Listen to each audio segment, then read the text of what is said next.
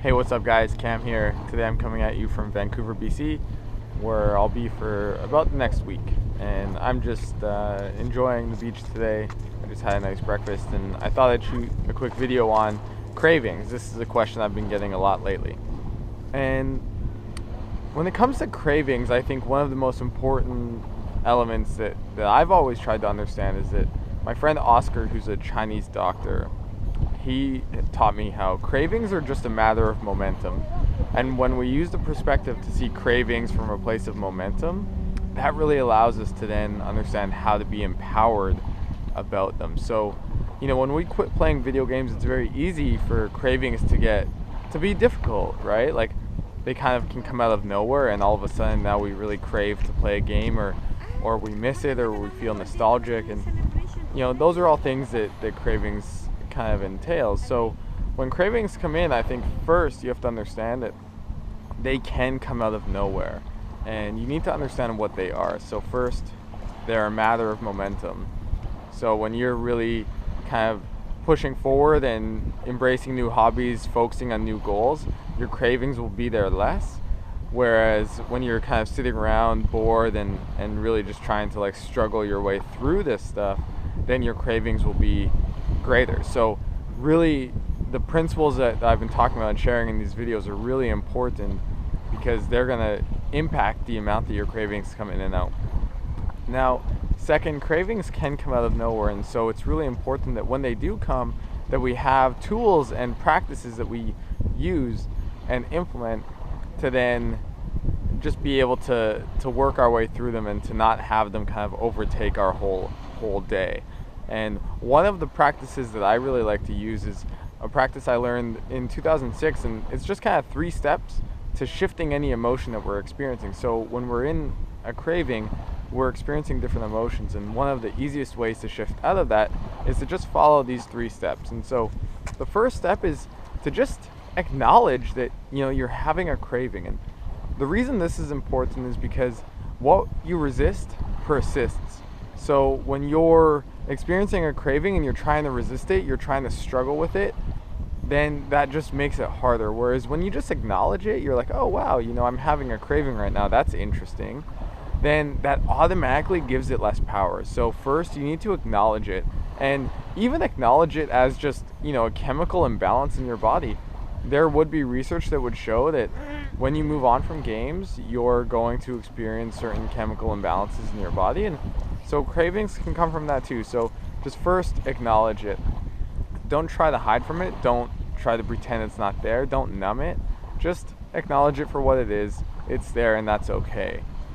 The next step is then just be indifferent to it. Just say, oh well. So, a way I can relate this is, I feel depressed sometimes, and the most important thing when I'm feeling depressed is to first acknowledge it. Oh wow, I'm feeling depressed. That's interesting. And to second, to just say, oh well, I guess I'm going to be depressed today, and that's okay. That doesn't mean I'm a victim. That doesn't mean that I'm just blindly accepting it. It's just I'm not giving it the power. The third step is, what's a positive action you can take to move forward? So when you put all of these together, you can see how okay, you acknowledge you have a craving. Next, oh well, I guess you have a craving, that's fine. You're not holding on to it, right? You're just surrendering to it. Okay, I have a craving, that's interesting, oh well. And next, you take a positive action towards building that momentum in the direction you want. So say you're at home and you're sitting on the couch, or you're watching TV and you have a craving for games. Well, first, acknowledge it. Second, surrender to it, that's fine. Third, what's a positive action you can take to move to the emotion you want, which might be something else.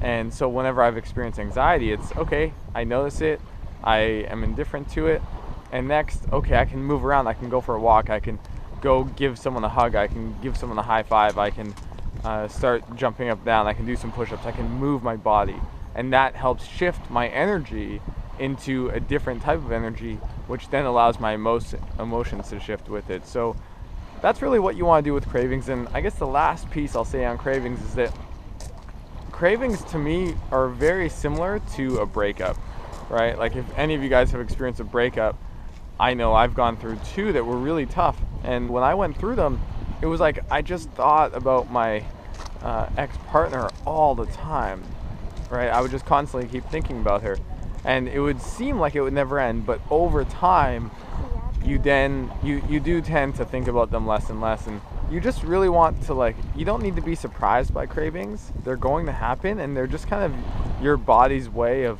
just being nostalgic, and you can just recognize them for what they are. They don't have to be a big deal, and just keep pushing forward anyways. If they get really bad, focus 1 hour at a time. What's one thing you can do for the next hour? What's an activity you can dive into? Can you get out of the house?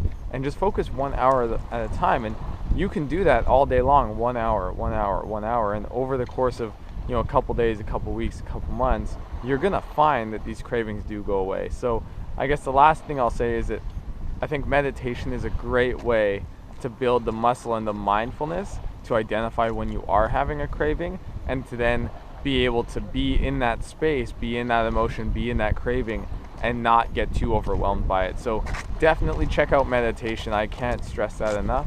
And if you like the video, make sure you subscribe, make sure you comment below, let me know what you think.